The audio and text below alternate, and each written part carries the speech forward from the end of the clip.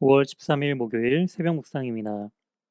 오늘 우리에게 주신 하나님의 말씀은 예레미야 4장 23절에서 31절 말씀입니다. 보라, 내가 땅을 본즉 혼돈하고 공허하며 하늘에는 빛이 없으며 내가 산들을 본즉 다 진동하며 작은 산들도 요동하며 내가 본즉 사람이 없으며 공중의 새가 다 날아갔으며 보라, 내가 본즉 좋은 땅이 황무지가 되었으며 그 모든 성읍이 여호와의 앞 그의 맹렬한 진노 앞에 무너졌으니 여호와께서 이와 같이 말씀하시길 이 온 땅이 황폐할 것이나 내가 진멸하지는 아니할 것이며 이로 말미암아 땅이 슬퍼할 것이며 위에 하늘이 어두울 것이라. 내가 이미 말하였으며 작정하였고 후회하지 아니하였은즉 또한 거기서 돌이키지 아니하리라 하셨음이로다.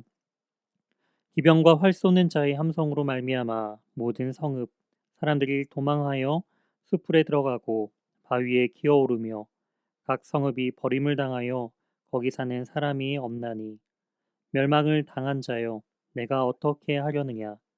내가 붉은 옷을 입고 금장식으로 단장하고 눈을 그려 꾸밀지라도 내가 화장한 것이 헛된 일이라. 여인들이 너를 멸시하여 내 생명을 찾느니라.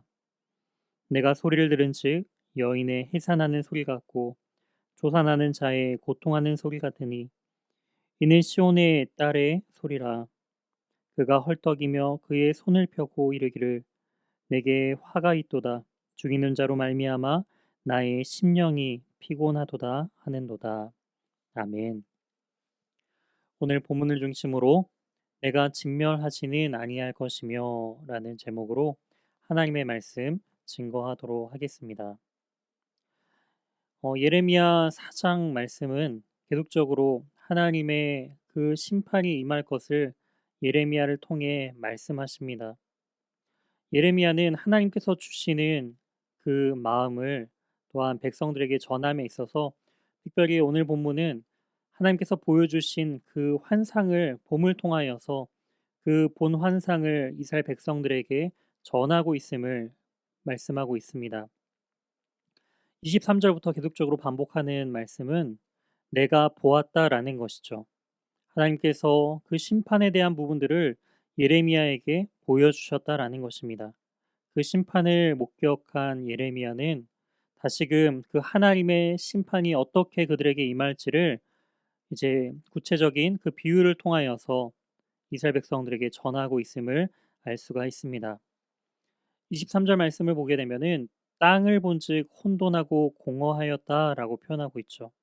이는 창세기 1장 2절에 나와 있는 말씀처럼 땅이 혼돈하고 공허하며 흑암이 깊음 위에 있고라는 이 말씀과 연결되어 있습니다.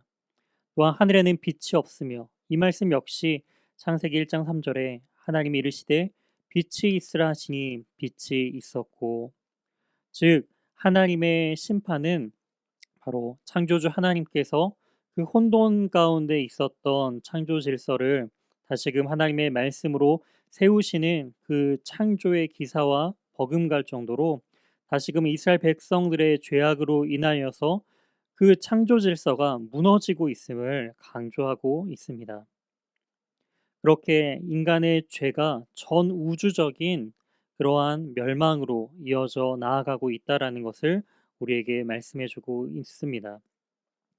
이처럼 하나님의 창조하신 그 능력이 온 인간을 통하여서 인류에게 전해졌듯이 인간의 그러한 하나님께서 받은 은혜로 말미암아 온 우주와 온 피조 세계가 하나님의 은혜를 누린 것처럼 이제 인간의 죄로 말미암아 온 우주 피조 세계가 또한 그 죄의 영향력 가운데 지금 멸망당하고 있음을 또한 우리에게 말씀해 주고 있습니다.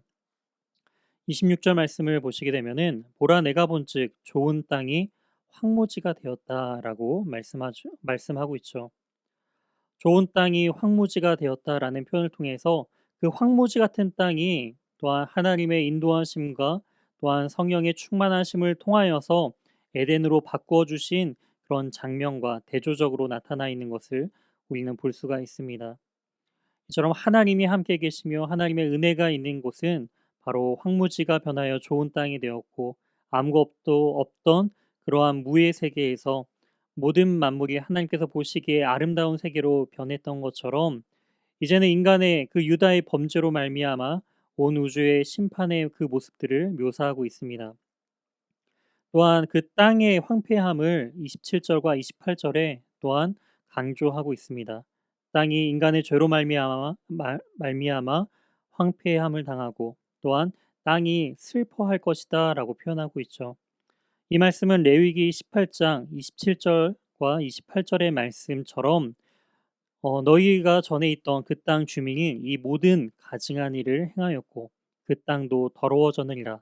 너희도 더럽히면 그 땅이 너희가 있기 전 주민을 토함같이 너희도 토할까 하노라 라는 말씀처럼 땅이 슬퍼하고 또한 땅이 황폐한 이유는 다름이 아닌 바로 이 모든 하나님 앞에서의 가증한 그러한 죄악 때문에 땅이 더럽힘을 당하고 황폐하며 슬퍼하고 있다라는 그러한 표현들을 하고 있습니다. 이처럼 그리스도인으로서 하나님의 그 말씀을 온전히 따르지 않는다면은 그 죄악이 우리 자신에게만 있는 것이 아니라 바로 그 영향력이 우리 가정과 또한 사회와 또한 모든 우주 만물 가운데 그 영향력들이 나아가고 있음을 우리는 알아야 합니다. 그렇기 때문에 우리가 하나님 앞에 거룩함으로 바로 서는 것은 바로 우리의 구원 문제뿐만이 아니라 바로 우리의 가정과 사회와 온 우주 만물 이 피조 세계와 연관되어 있음을 우리는 자각해야 된다라는 것이죠. 이어서 29절부터는 하나님의 심판을 전쟁의 모습으로 표현하고 있습니다. 바로 기병과 활 쏘는 자의 함성으로 말미암아 모든 성읍의 사람들이 도망가고 성읍은 버림당하고 또한 사람들이 가득했던 그곳은 이제 사람이 살지 않는 그런 황폐한 땅으로 변하는 것처럼 그들이 그 멸망의 날에 이 30절 말씀처럼 붉은 옷을 입고 금장식으로 단장하고 눈을 그리고 화장을 하여 아름답게 아무리 좋은 옷과 또한 아름다운 모습으로 꾸민다 할지라도 그들 그 모든 것은 헛된 일이다라는 것이죠. 그 멸망은 피하지 못할 것이다라는 것을 또한 말씀하고 있습니다.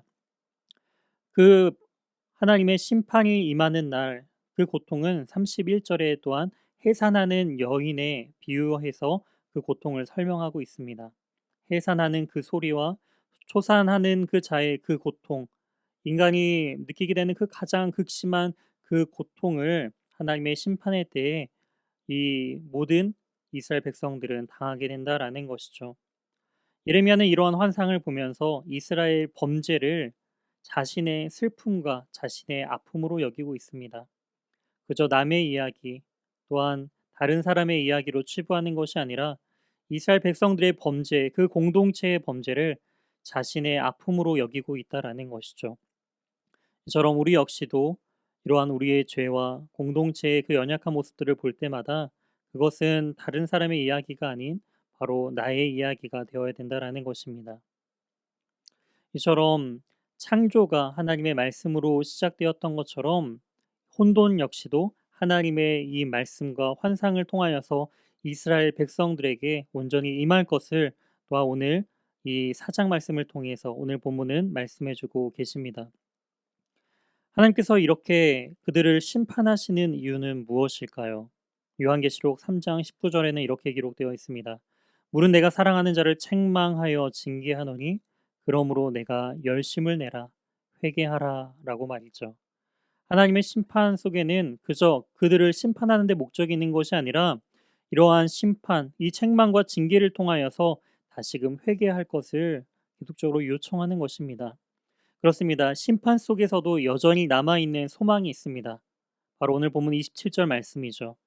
여호와께서 이와 같이 말씀하시길 이 온 땅이 황폐할 것이나 내가 진멸하지는 아니할 것이며 황폐할 것입니다. 하지만 진멸하지 아니하는 하나님의 남은 자를 또한 두시겠다라는 희망의 메시지를 또한 남겨두는 것을 볼 수가 있습니다.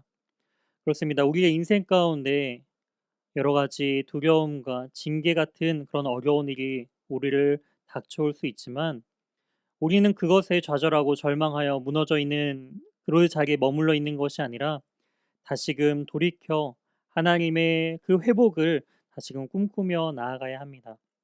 사랑하는 연희교회 성도 여러분, 이처럼 우리의 죄악이 얼마만큼 그 죄의 파급력이 심각한지를 깨달아 우리 자신이 다시금 회개하고 변화됨을 통하여서 우리에게 주어진 그 모든 영역 가운데서 하나님의 그 선하심이 다시금 회복되는 놀라운 역사를 경험하는 복된 인생을 살아가는 저와 우리 연희교회 모든 성도님들 되시길 주님의 이름으로 소망합니다. 함께 기도하시겠습니다. 하나님 아버지 감사합니다.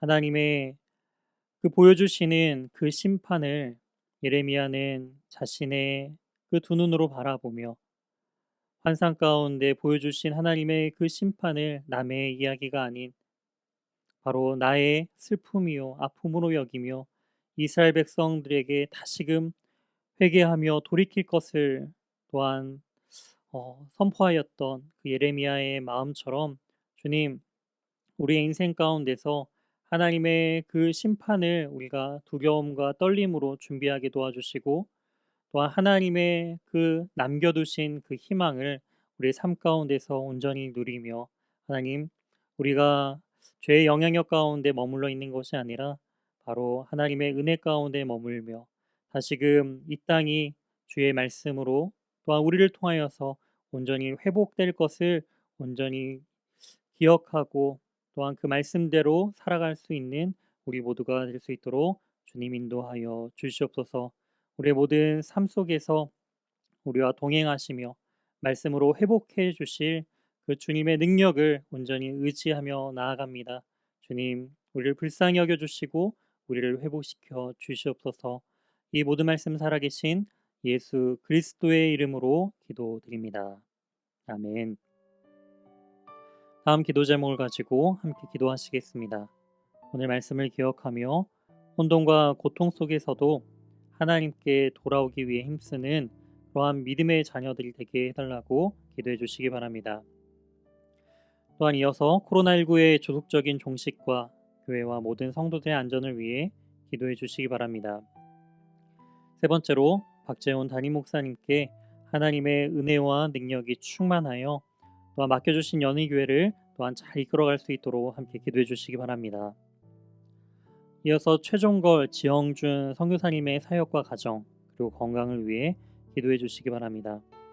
마지막으로 입원 요양 치료 중인 환우의 회복을 위해 기도할 때 오늘은 조정순 집사님을 위해 기도해 주시기 바랍니다. 난소암이 빨리 치료되어서 빨리 건강이 회복될 수 있도록 함께 조정순 이 집사님을 위해서 기도해 주시기 바랍니다. 다 같이 기도하시겠습니다.